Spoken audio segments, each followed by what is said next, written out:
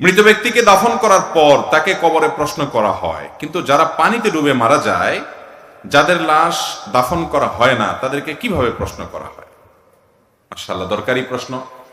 আল্লাহ রাব্বুল আলামিন কবরের প্রশ্নোত্তরের মুখোমুখি করবেন প্রত্যেকটা মানুষকে। কবরের প্রশ্নোত্তরের মুখোমুখি করার বিষয়টি অগণিত হাদিস দ্বারা যেমন প্রমাণিত, কোরআনে কারীমের আয়াত দ্বারাও প্রমাণিত।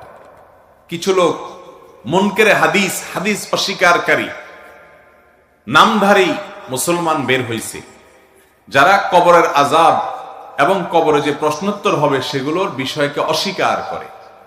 অথচ কোরআনে কারীমে আল্লাহ রাব্বুল আলামিন ফেরাউনের অনুসারীদের সম্পর্কে বলেছেন যে আন-নারু ইউরাদুনা আলাইহা গুদুওয়ান ওয়া আশিয়্যা